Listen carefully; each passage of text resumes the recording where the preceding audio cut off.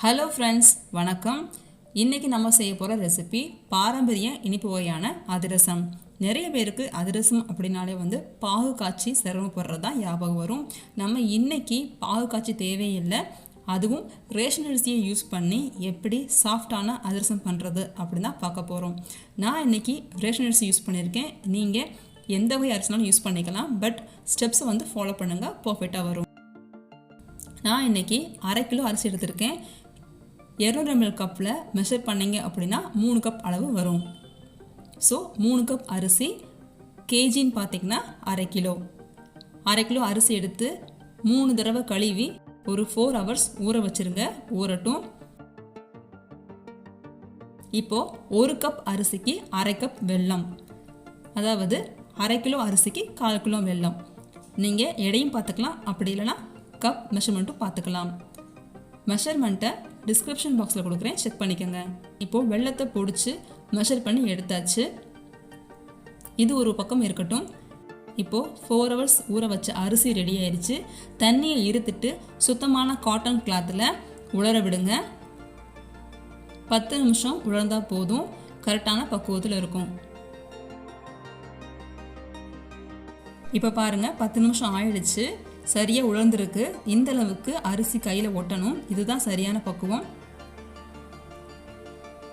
இதுக்கப்புறம் இந்த அரிசியை காய விடக்கூடாது. இதே மாதிரி குவியலாக கூச்சி வச்சுருங்க, அப்போ தான் அரிசியோட ஈரத்தன்மை போகாது.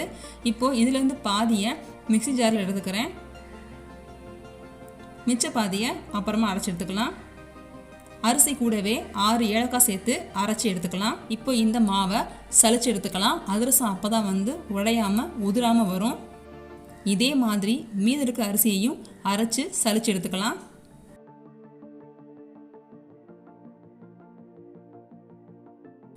மொத்தமாக அரைச்சி எடுத்துட்டோம்.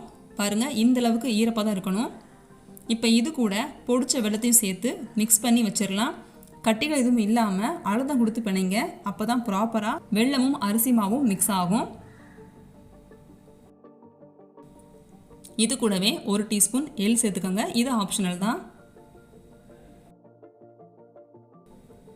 மாவு பிணைஞ்சதுலேருந்து 3ஆவது நாள் தான் அதிரசம் போட்டு எடுக்கணும், அப்போ தான் உங்களுக்கு ரொம்ப சாஃப்டான அதிரசம் கிடைக்கும். இதே மாதிரி ஒரு மூடி போட்டு மூடிடலாம். இது செகண்ட் டே. பாருங்கள், இந்தளவுக்கு நல்லா ஊறி இருக்குது. நேற்று மதியம் நான் மாவு அரைச்சேன், ஈவினிங் 1 டைம் மிக்ஸ் பண்ணி விட்டேன். ஸோ இந்தளவுக்கு ப்ராப்பராக மிக்ஸ் ஆகிருக்கு. இப்போ இது கூட நல்லா கொதிக்க வச்ச தண்ணீரை 1/4 டம்ளர் ஆட் பண்ணிக்கிறேன். தண்ணீரை மட்டும் ரொம்ப கவனமாக சேர்த்துக்கணுங்க. மாவுடைய கன்சிஸ்டன்சி முக்கியம். பாருங்கள், நான் மொத்தமாக 1/2 டம்ளர் கொதிக்க வச்ச தண்ணீரை ஆட் பண்ணி இந்த அளவுக்கு பிசைஞ்சு எடுத்திருக்கேன். இது செகண்ட் டே. இப்போ இதை மூடி போட்டு மூடி நம்ம மறுநாள் பார்க்கலாம். இது பாருங்கள், 3ஆவது நாள். பாருங்கள், இந்த அளவுக்கு மாவு இருக்குது. மறுபடியும் இது கூட 1/4 டம்ளர் கொதிக்க வச்ச தண்ணியை ஆட் பண்ணியிருக்கேன். இந்த பதத்துக்கு மிக்ஸ் பண்ணி எடுத்துக்கோங்க. நீங்கள் மாவு உருட்டி எடுத்திங்கன்னா லைட்டாக தளர்ந்து விழுகணும், அதுதான் கன்சிஸ்டன்சி. இப்போ மாவு ரெடி ஆயிடுச்சு. மாவு ரெடி பண்ணதுலேருந்து 3ஆவது நாள் தான் நீங்கள் அதிரசம் போடணும். உங்களுக்கு தேவைப்பட்டால் 2ஆவது நாளே நீங்கள் போடலாம்.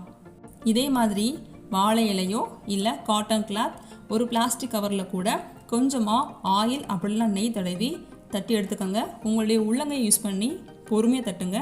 இந்த அளவுக்கு திக்னஸ் இருக்கணும். இப்போ அதிரசத்தை பொரிச்செடுக்கிறதுக்கு ஆயில் ஃபஸ்ட்டு ஹீட் பண்ணிவிட்டு அப்புறம் மீடியம் ஃப்ளேம் மாற்றிக்கோங்க. இதே மாதிரி அதிரசத்தை ஒவ்வொரு சைடும் பொறுமையாக பெரட்டி விட்டு செவந்து வந்ததுக்கப்புறம் அதிரசத்தை எடுத்துடுங்க. அதிரசத்துலேருந்து ரொம்ப ஆயிலை ப்ரெஸ் பண்ணி எடுக்கக்கூடாது, அப்போ தான் உங்களுக்கு நாள் பட்டாலும் அதிரசம் உள்ளே சாஃப்டாகவே இருக்கும், சுவை கூடும், ரொம்ப நாள் கெட்டு போகாமல் இருக்கும். ஓகே ஃப்ரெண்ட்ஸ், இந்த ரெசிபி உங்களுக்கு பிடிச்சிருந்தா ஒரு லைக் கொடுங்க. AV கிச்சன் சேனலை சப்ஸ்கிரைப் பண்ணிட்டு பக்கத்தில் இருக்க பெல் ஐக்கான் ஆல் கிளிக் பண்ணுங்கள். தேங்க்யூ.